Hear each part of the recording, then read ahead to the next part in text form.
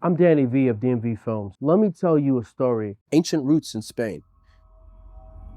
Jewish history in the Iberian Peninsula goes back thousands of years. The 15th century Jewish leader Don Isaac Abarbanel wrote that after the Babylonians destroyed the first temple in Jerusalem, King Nebuchadnezzar sent some of the Jewish captives as far away as Spain. Historically documented Jewish life here is at least 2,000 years old. After the Romans destroyed the Second Temple in 70 CE, they brought tens of thousands of Jews to Europe.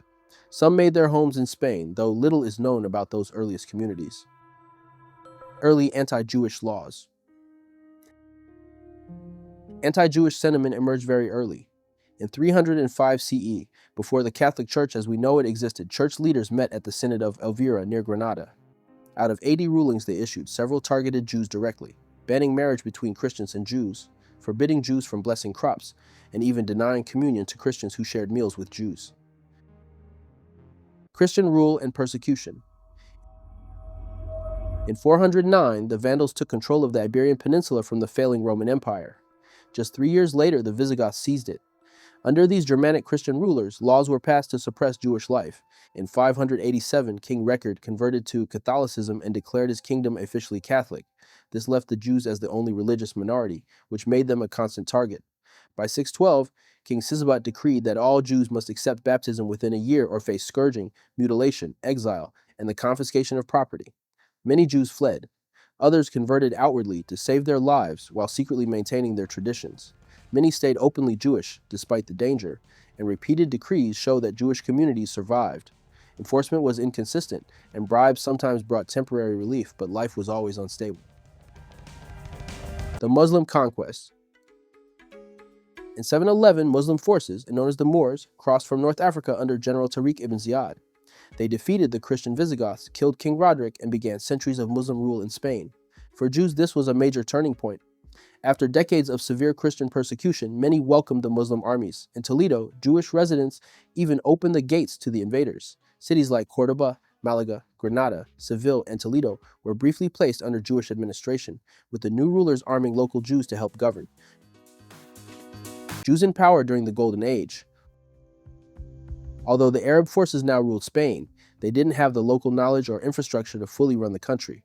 So they turned to the Jews, giving them leadership positions in administration, trade, and policymaking, as long as they acknowledged Muslim authority. Many of Spain's highest officials during this time were Jewish. Jewish life flourished, drawing newcomers from across Europe and North Africa.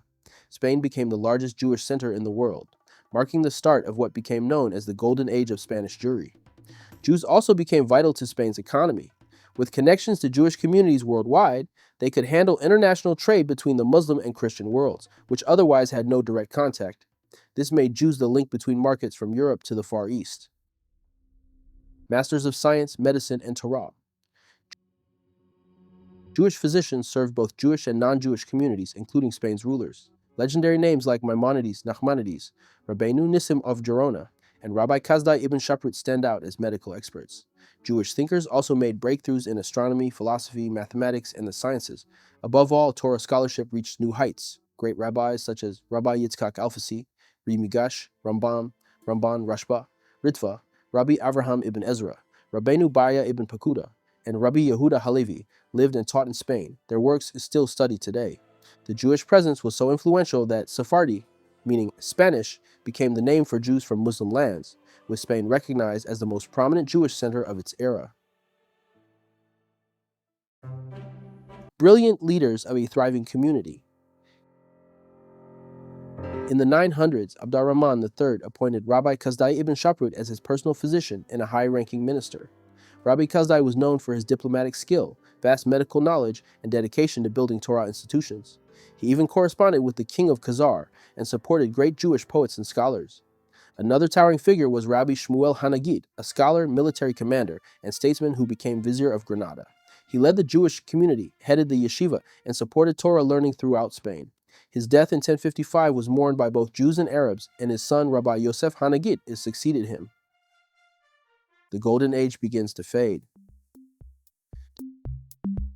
Despite these successes, Muslim Spain eventually fractured into smaller kingdoms that fought among themselves. This weakened Muslim unity and allowed Christian forces to push forward. As Muslim authority declined, anti-Semitism began to rise. In 1066, and just 11 years after Rabbi Shmuel HaNagid's death, a Muslim mob in Granada murdered his son, Rabbi Yosef HaNagid, and slaughtered most of the city's Jews. Over 1,500 families were wiped out in a single day. Foreign invasions and religious extremism. In 1090, the Almoravids, a Muslim sect from Morocco, invaded. Life for Jews was still manageable under their rule, but in 1148, the far more radical Almohads swept in. Jews were told to convert to Islam, flee, or die. Synagogues were destroyed, property confiscated, and Jewish learning centers shut down.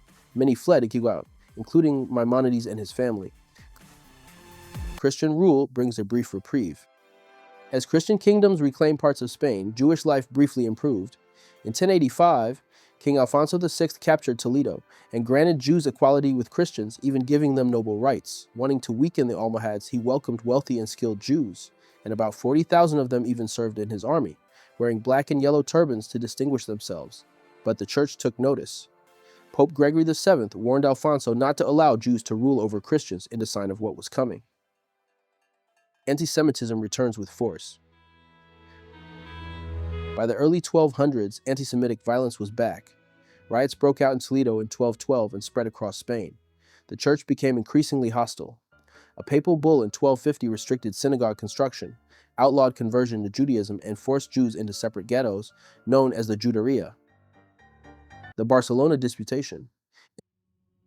In 1263, King James of Aragon staged a public religious debate in Barcelona. It pitted Ramban, Nachmanides, the brilliant Jewish scholar, against Pablo Cristiani, a former Jew turned Dominican friar. The goal was clear: to pressure Jews to accept Christianity. Ramban argued so skillfully that even King James admitted he had never heard someone defend a wrong position so well. Yet Ramban saw the danger and left Spain for the land of Israel, where he lived out his final years. Centuries of persecution. In 1369, King Henry II took the throne and unleashed a wave of restrictions. Jews were banned from royal palaces, forbidden to hold public office, and forced to wear badges marking them as Jews. They couldn't ride mules, bear arms, or sell weapons. Under King John I, the oppression deepened. Jews were forced to alter prayers deemed offensive to the church, and non-Jews were barred from converting to Judaism. Massacres and forced conversions. In 1390, chaos swept Spain. Synagogues were destroyed, and tens of thousands of Jews were killed. In Seville, mobs stormed the Jewish quarter on June 6th and slaughtered 4,000 people. Many survivors converted to Christianity in name only, secretly practicing Judaism.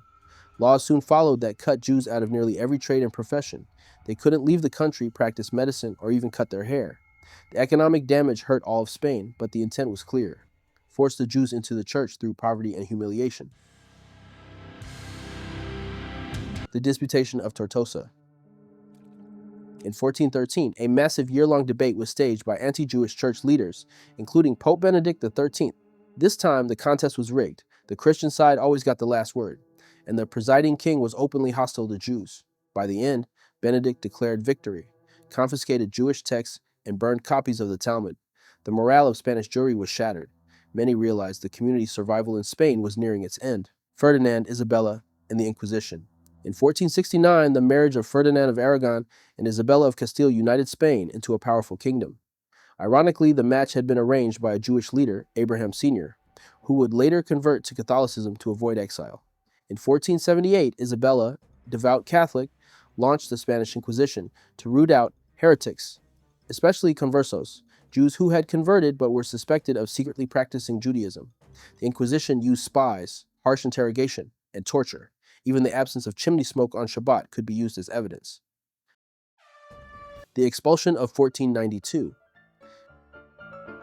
After defeating the last Muslim stronghold in Granada, Ferdinand and Isabella issued the Alhambra Decree, ordering all Jews to leave Spain. The official reason was to prevent Jews from influencing conversos back to Judaism, but the expulsion also allowed the crown to seize Jewish wealth to pay off war debts. Don Isaac of Barbanel, a leading rabbi and royal treasurer, pleaded with the monarchs to reverse the order, offering an enormous ransom. He nearly succeeded, but the infamous Grand Inquisitor Tomás de Torquemada intervened and convinced the rulers to stand firm. Abarbanel refused a special offer to remain and instead led the Jews into exile. The final departure date, August 2, 1492, fell on Tisha B'Av, the same date as the destruction of both temples in Jerusalem. Scattered across the world. The number of Jews who left Spain in 1492 is uncertain. Some sources say hundreds of thousands. Many fled to Portugal, but only to face forced conversion or death just 5 years later. Others made their way to the Ottoman Empire, where Sultan Bayezid II welcomed them, famously remarking that Spain's king had impoverished his own country to enrich mine. Still others settled in Italy, Holland, or the New World. The very next day after the expulsion, Christopher Columbus set sail for his historic voyage. In his journal, he noted it was the same month their majesties issued the edict that all Jews should be driven out. Many historians see a deeper connection, as one Jewish center in Europe was destroyed. New lands were opening that would one day become havens for Jews. Centuries of silence. Spain's Inquisition continued for hundreds of years, with the expulsion edict never formally repealed until 1968. Even when Jews were allowed back in the 1800s, they could live only as individuals, not as a recognized community. Spain in the Holocaust Era. During World War II, Spain declared neutrality, but quietly aided the Nazis early on. Yet remarkably, Spain refused to hand over Jews to Hitler. About 25,600 Jews used Spain as an escape route from Nazi-occupied Europe. Spanish diplomats also protected thousands of Sephardic Jews in France and the Balkans, sometimes against official orders. In 1944, the Spanish embassy in Hungary took in nearly 3,000 Jewish refugees. Some say General Franco resisted Nazi demands because so many Spaniards, including possibly himself, had Jewish ancestry. Antisemitism in modern Spain. Even after the Inquisition ended, old prejudices lingered. Spain did not recognize the State of Israel until 1986, and studies show anti-Semitic stereotypes remain higher there than in many Western European countries. In some places, anti-Semitism shows up in local traditions, like the drink matar Judíos, or kill Jews, still made in Leon during festivals. Until 2014, a village in northern Spain was literally named Castrillo Mata Judíos. Castrillo, kill the Jews. A small community rebuilds. Today, about 45,000 Jews live in Spain, mostly in Madrid, Barcelona, and the south. In 2015, Spain passed a law allowing descendants of Jews expelled in 1492 to apply for citizenship. So far, more than 36,000 have taken up the offer. Still, the history leaves a lasting reminder. For Jews, exile can never truly be home. Even in the so-called Golden Age, life in Spain always carried an undertone of danger. Rabbi Yehuda Halevi captured it best centuries ago. Although I'm in the West, my heart is in the East. If you enjoyed this video, please like and subscribe and click on one of the videos above for more.